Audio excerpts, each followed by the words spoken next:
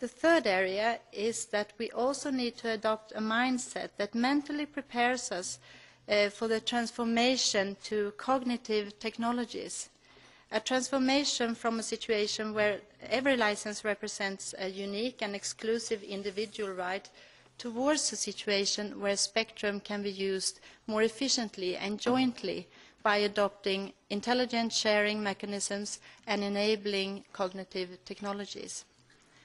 And finally, the fourth point is that the objective of spectrum management is to set the conditions for an efficient use of natural resource. Therefore, spectrum management should reflect current and future demand rather than defending historical truths. Picture how we have managed and handled land and how land reforms have developed over time. An ordinary frequency allocation table contains very small pieces and very fixed lines of what should be used where and why, similar to land during feudal times. This is not the efficient way to handle spectrum. So why not strive for a land reform also in spectrum? Give the users flexibility to use the natural resources according to what they find the best way. This will also provide great opportunities for European innovation, growth and competitiveness. Thank you for your attention.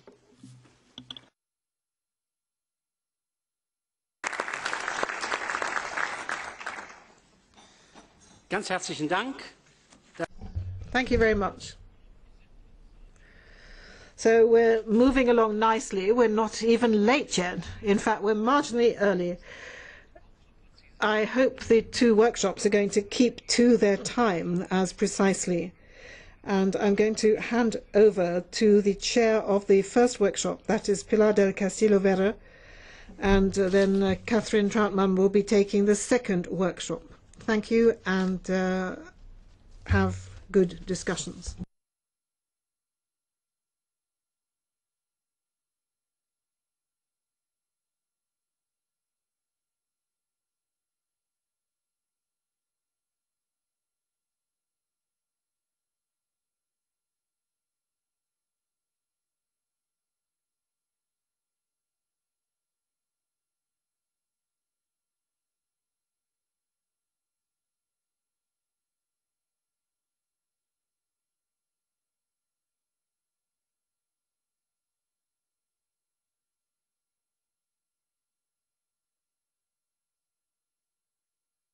It's not working, so I cannot.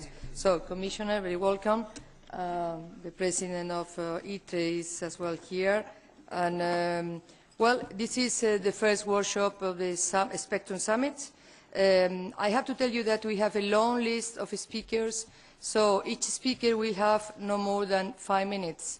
And I have to warn you that I have to be strict. I have no any other way to do it, because if not, we don't have time for the debate. And I am sure many people is anxious to intervene in this meeting, this workshop. So, I myself will use a few minutes, will be less minutes than the 5 that each speaker is allowed to, but yes, I would like to point out, to make some reflection on the subject we are dealing with. Well, first, to start with, on the spectrum contribution to economic recovery and social inclusion. There is no doubt that spectrum exploited efficiently and intelligently can be an important lever for economic deployment. It is estimated, as you know, I would say underestimated, that the spectrum-related economic activities account for around 3% of the GDP. And can we imagine, with these figures, the productivity and growth gains that could be derived from a more efficient use of radio frequency in the Union?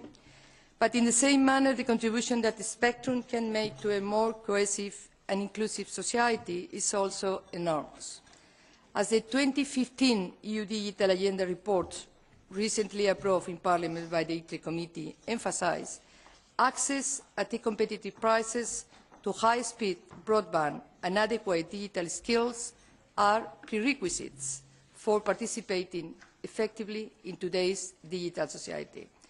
Spectrum can bring the cost barriers down and allow all citizens to benefit from a competitive digital single market.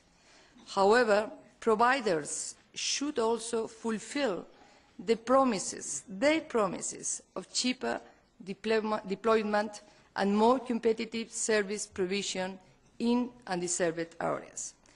And second, how can the EU add value to a more efficient and strategic spectrum management? Well, fragmentation of the management of access to spectrum rights limits investment and innovation, and does not allow operators and equipment manufacturers to realise economies of scale, thereby hindering the development of an internal market for electronic communications networks and services using radio spectrum. And although spectrum management remains within the competence of Member States, the recently adopted telecom package included fundamentally, at the request of Parliament, and I have to mention our colleague Mrs. Trotman that played a leading role on that, I said included the definition of an efficient and coordinated spectrum strategy in order to achieve a single European digital market. Third, how should the Union and Member States cooperate as regards spectrum policy? Well, I have to refer again to the Framework Directive.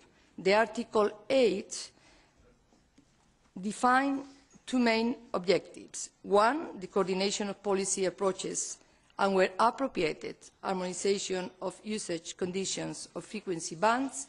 And second, the coordination of the interests of the EU in international organisations competent in radio spectrum matters. And in the same line, it is important to mention the multi-annual radio spectrum policy programmes, which, as you know, was proposed, I have to say, and fiercely defended by Parliament throughout the negotiation of the telecom package. And this is the first time that the proper policy and political discussions is taking place between co-legislators and on policy orientation and different objectives. And finally, let me put two questions on the floor, which I considered also important. First, which spectrum bands should be the first radio spectrum policy programme considered for the EU harmonisation? And second, which type of harmonisation should be sought? And then, finally, how can we make Europe speak with a single voice in this area in the international fora? I think these three questions are relevant questions we should try to answer through this debate and the coming ones in the future. So, that's all. Thank you very much. And now I would like to give the floor to our first speaker, which is the Member of Parliament, Mr. Hochmark. Thank you very much, Madam President, Madam Commissioner. I think that we all can agree that Mr. Bill Gates is rather advanced regarding information technologies. And that's why I will quote him, because 1981 he said that nobody will ever need more than 640 kilobytes of memory on their PC. And today we have 3,500 at that time. And I think that is a good thing to remember, because it demonstrates that we are all, when we are discussing the future, captured by the past and the present. Very fairly, because it is in the experiences we have our experiences. But we need to think better and bigger than that when we look for the future. I think when we discuss economic recovery, we need to understand that information technologies as such will play an important and dominant role in our opportunities to recover, mainly if we are able to be in the lead of the development, not if we will come in second hand or in third hand. We need to be in the lead.